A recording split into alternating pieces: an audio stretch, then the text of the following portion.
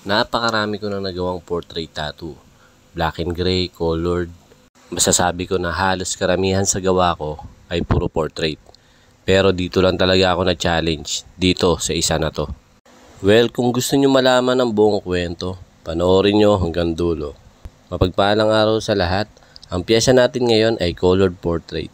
Bukod sa may cover up tayong maliit na old tattoo, ang talagang sumubok sa kakayahan ko ay yung portrait na nakasalamin pero pinatanggal ni client yung suot-suot na salamin ng portrait na pinapagawa niya. So talagang naging challenge sa akin yung pyesa na to.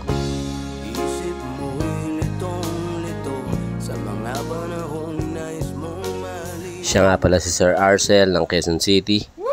At ako naman si Nads Galarpe ng Nads sa Tutorial. Tara, simulan na natin.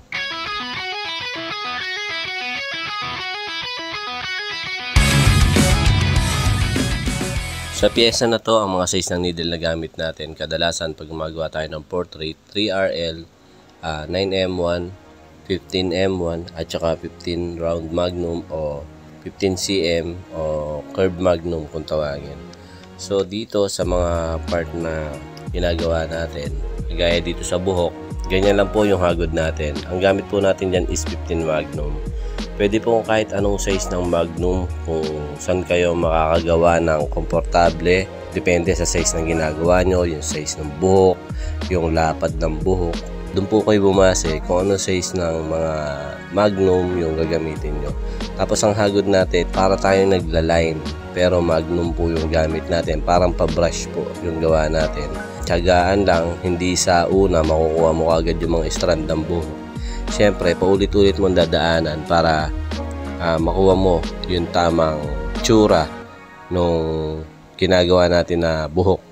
Tapos dito sa part na to, medyo yung kulay kasi ng design na ginagawa natin doon sa buhok, merong brown, black, tapos siyempre may reflection ng light. Kaya ito po yung ginagawa ko, yung kulay gray. Tapos mamaya mag-highlight pa tayo dyan para mas mapalabas pa natin yung parang reflection na tumatama doon sa buhok nung ginagawa natin na portrait o yung ginagaya natin na reference. Basta ganun lang po, ugaliin po natin magbasa ng design. Hindi lang po yung mga letter o mga word ang binabasa, pati po yung design o yung mga drawing o yung mga reference na kinokopya natin. Ugaliin po nating basahin maigi kung ano yung mga kulay na nakikita mo, kung ano yung mga detail na nakikita mo, yun po yung gawin natin. O kung hindi mo naman magawa ng kopyang-kopya, basta medyo hawig para hindi nalalayo dun sa reference na ginagaya natin. Pagdating naman dito sa pinakamuka, yung mga importanteng part po yung talagang inuuna ko, kagaya na itong labi, yung ilong at saka yung mata, bago ko po i-shade yung kabuuan ng muka. So dito gumamit tayo ng maroon para sa mga dark part ng labi, tapos yung normal na red, tapos nagmix tayo dyan ng salmon at yung normal red na ginamit din natin dyan para dun sa mga light na part nung pinaka lips nung ginagawa natin na portrait. So ganun lang, try natin mag-explore, i-mix natin yung mga tinta na ginagamit natin kung wala tayong available para magawa rin natin na maayos. At saka para may matuklasan din tayong bago kung ano yung kalalabasan ba ng mga minix natin na kulay. At least nadadagdagan yung kaalaman natin. So dito nag-highlight na ako sa part na to sa kabilang side para mamaya magpo-focus na lang ako dito sa kabilang side. So mga kinulay natin dyan sa part na yan, gumamit tayo ng brown, ng dark brown, tapos dark flesh tone, medium flesh tone, tsaka light flesh tone, at tsaka medium skin tone, tsaka light skin tone.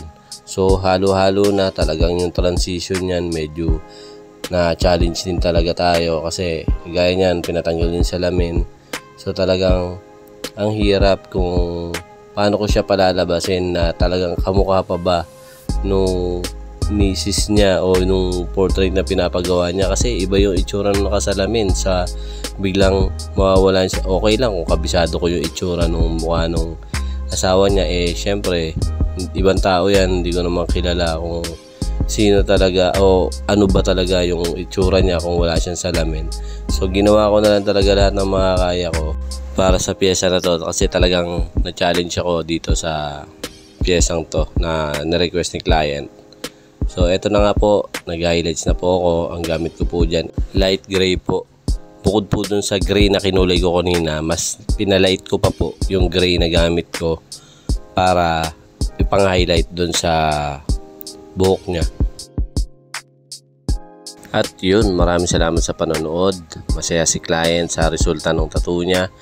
At masaya din ako kasi alam kong ginawa ko lahat na makakaya ko para sa piyesa na to.